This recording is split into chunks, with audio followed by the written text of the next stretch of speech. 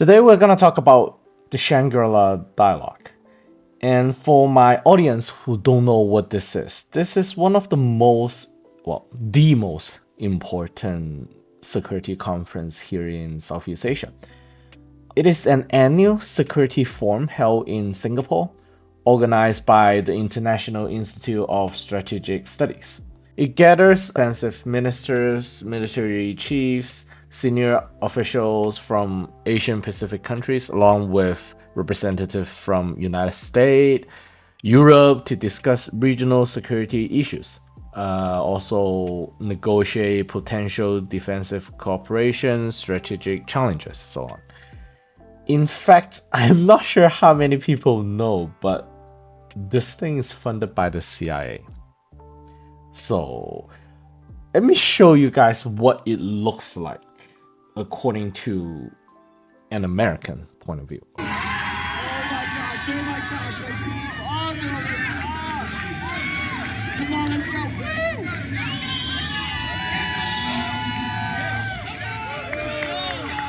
Let's go, Devin! Come on, Adam! Yeah, make some noise for Devin Lynch!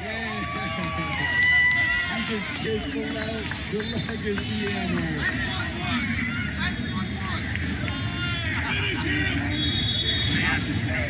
Adam doesn't look like he's... Now, let me show you what it looks like from a Chinese perspective.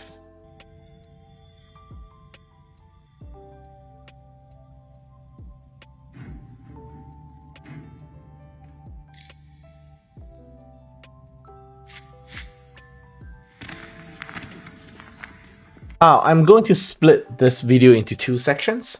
First section, I'm going to talk about this highly anticipated speech from the Chinese representative. And in the second part, I'm going to talk about a few details in the whole event that for me is worth noticing. Now, let's go through the Chinese defensive minister's speech, which is long, 40-50 minutes, including some Q&A.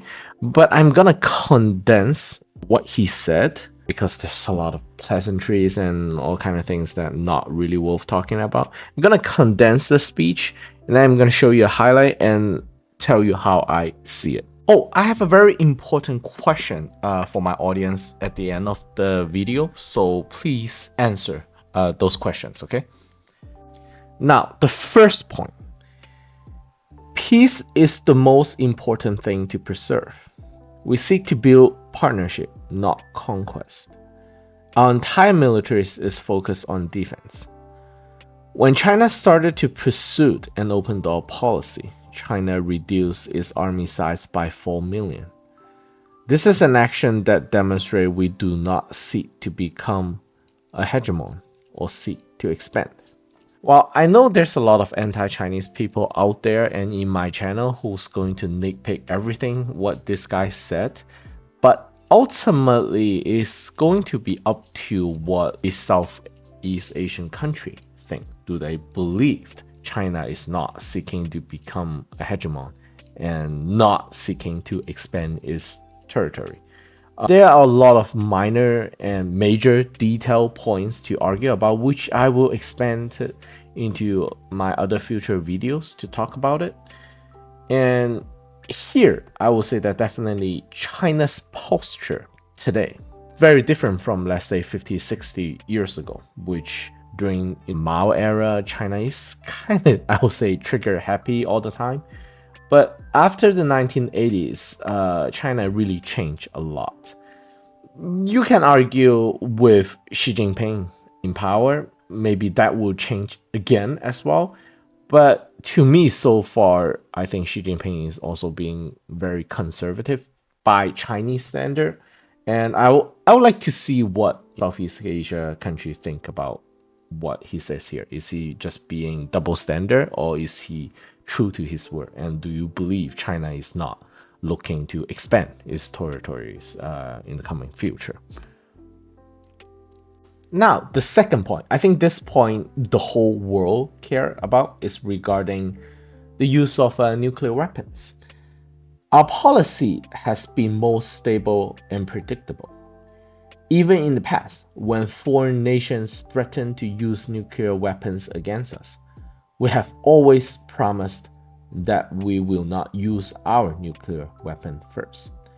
No matter the situation, we will under no circumstances use or threaten to use nuclear weapons against any country or any region that do not have nuclear arsenal.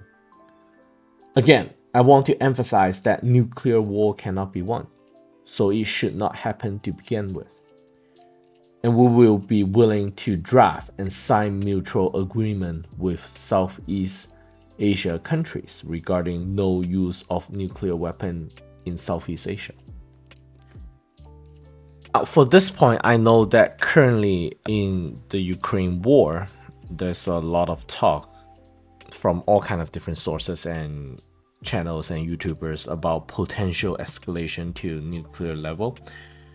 I would say that this is too early to say. I would like China to preserve this principle, but when it comes to actual conflict, is hard to say. Just like now in Russia, I can see there's a potential chance of using nuclear weapon as some kind of way to draw a red line for Russia. And I don't want to see that happen, but again, there's a potential chance. So here in Asia in the future, I would like this not to happen again. Now, let's go to point 3. We support using dialogue to solve differences and against the concept of survival of the jungle. When it comes to sovereignty dispute over land and sea, we do not seek to provoke or escalate tension. We will not use our military force hastily and seek dialogue to solve problems. Push forward the code of conduct, which I will explain in my future video, in the South China Sea. The current situation in South China Sea is relatively peaceful, but certain country, under the influence of foreign entity, throw away established agreements, start working with foreign entities to destabilize the region. This is working against the interests of all Southeast Asia countries. This country also installed mid-range missile system, risking the stabilization of countries in the region. We know who's the troublemaker here. The global world is not blind. Oh, my wife just gave me refreshments.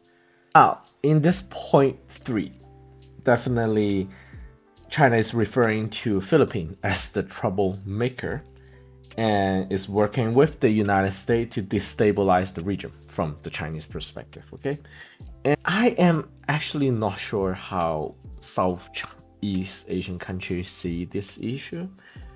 And I'm gonna put the Chinese narrative in the next video, in which I will talk about the Philippine president, what he has done over the past few months, and how China consider it to be a destabilization of the region. Now, let's jump to the 4th point. We're against the forming of military blocs, which will only lead to escalation, increasing the chance of large-scale war. When it comes to Ukrainian crisis, we have always aimed to seek a peaceful resolution. We do not provide weapons to either party of the conflicts, and strictly prohibited the export of military weapons and dual-purpose equipments to either side. We do not seek to widen or escalate the war. We encourage peace and dialogue. Okay, so he talked about Ukraine here, which I'm again going to talk in more detail in my next video because Zelensky is here and there are some issues that I want to touch upon in detail and not in this video. Now, let's go to point 5. Regarding the conflict in Gaza, we are with the majority of the world to seek an immediate stop to the conflict. We seek to also solve problems through peaceful means in Myanmar, Afghanistan, and the Korean Peninsula. Point 6. For China, country is equal, no matter the size, no matter the strength of its military. We will treat all countries as equal and with respect. When it comes to security, we never force any country to join any military bloc or pick sides. We do not interfere with the internal politics of a foreign country. We promote equality and open, transparent attitude. Now, number 7 is, I think, the most important point here in today's video and what he said. And I'm going to ask my audience, especially my audience from Southeast Asia, to see what you guys think about this part, alright? Now, I want to talk about US and Chinese military issue, which I know many people around the world cares about. The stability of military relationship between China and US is vital to the entire planet. We have many differences, which is why we need to increase dialogue. Even if our path is different, we should try to avoid conflict.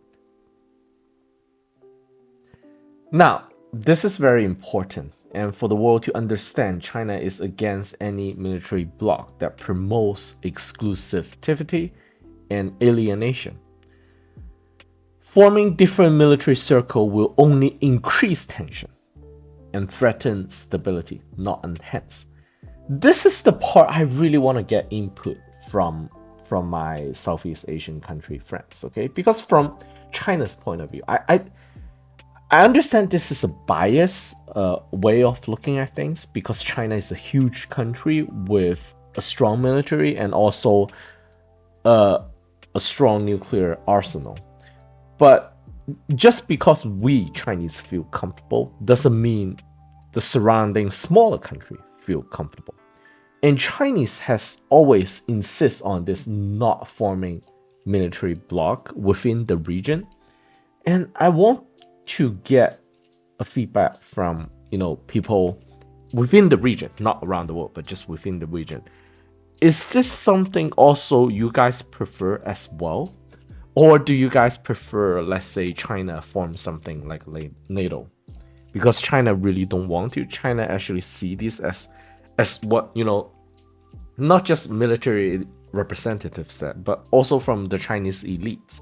We think this entire military bloc thing is wrong, which will actually drive not just the region, if it has in the future, the world into more chaos and conflicts.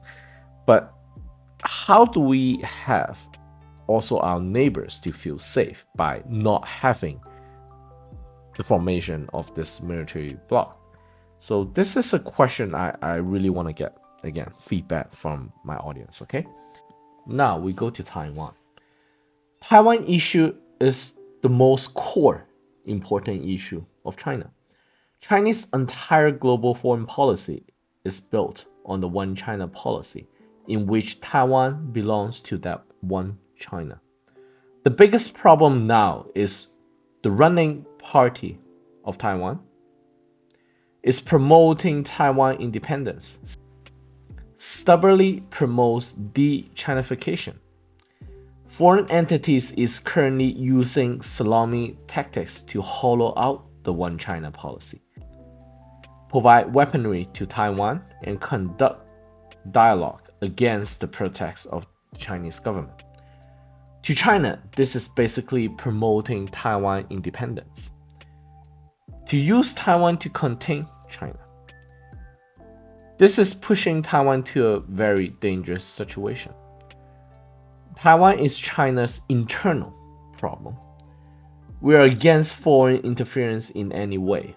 We seek peaceful unification, but peaceful unification goal is being destroyed by the Taiwan independence entity and some of the foreign entities.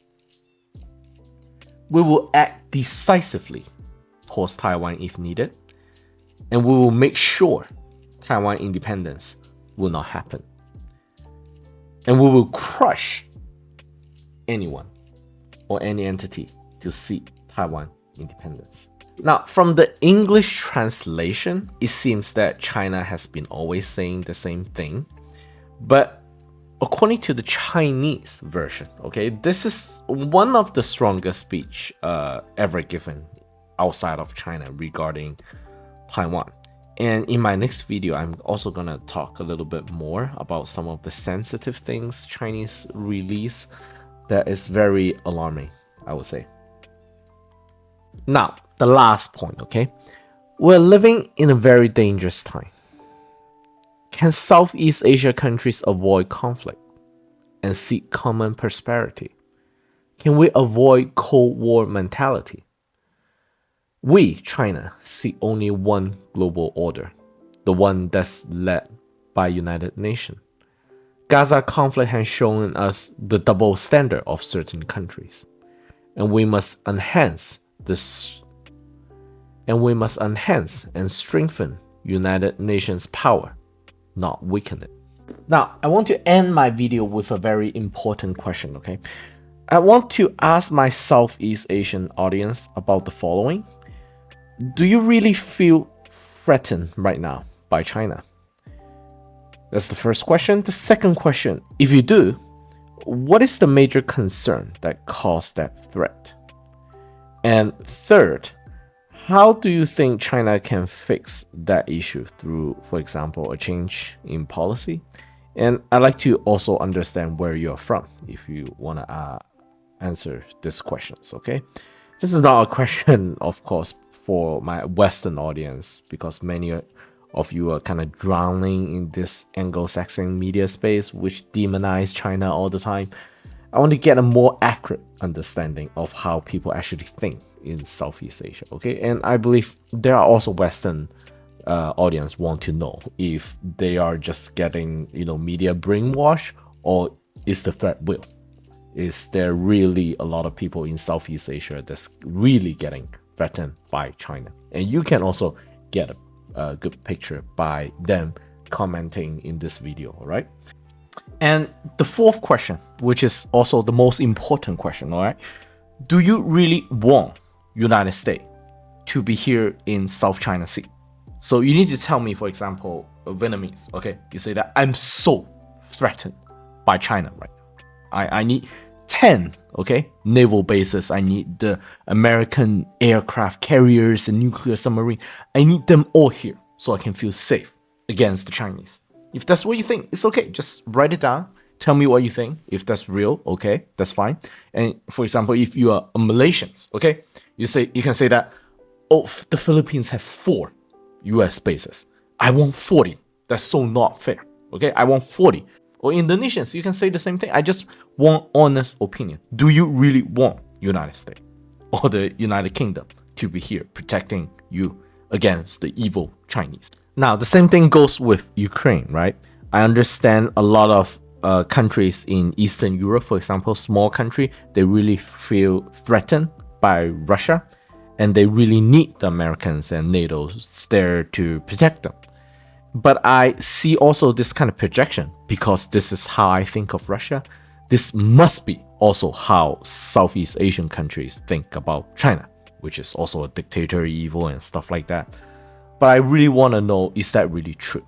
And this is also a good chance, you can read in the comment section to see if that's also exactly how South China see countries, people who live there see China as well. Or is it just, propaganda or lie told by the Western media to try to demonize China in that way? So I really want to know. I do not have that many friends in Southeast Asian countries, so I do not know the statistics. And people who answer my question can also roughly tell me what is the percentage of people who think a certain way in your country, and what is the percentage how people think a different way, for example. So we can all look at this data and make our own judgment. And that's it. Thank you, and I'll see you in the next video.